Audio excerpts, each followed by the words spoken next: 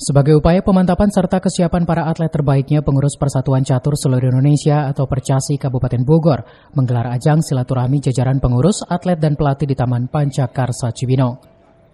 Ajat Rohmat Jatnika, Ketua Percasi Kabupaten Bogor, mengatakan saat ini ada 17 hingga 20 atlet terbaik yang sudah dipersiapkan untuk ajang Porprov Jabar 2022. Persiapan program Percasi juga sudah dijalankan, bahkan dalam waktu dekat nanti try-in dan try-out dan juga training camp atau TC menjadi langkah lanjutan yang bakal diikuti atlet. Sementara berbicara target prestasi, Percasi Kabupaten Bogor tetap optimis bisa mendulang capaian realistis, yaitu 7 medali emas dan mempertahankan kasta juara umum. Dalam menghadapi Porda 2022, Percasi sudah alhamdulillah pada hari ini sudah memiliki atlet-atlet ya, yang sudah disepakati ya. Jadi atlet putra ada 7 orang, atlet putra 7 orang. Secara lisan, masalah komitmen memang akan bertanding di Porda nanti. Secara administrasi mungkin itu perlu diselesaikan. Ya.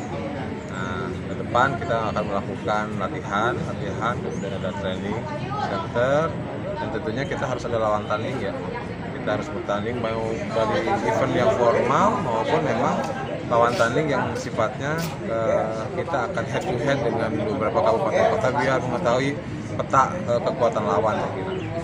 Kalau dari formasi yang ada, ya saya kira untuk 7 emas mungkin masih optimis kita ya dengan formasi yang kita punya ya saya kira. Dari Cibinong, CV Suryadi melaporkan.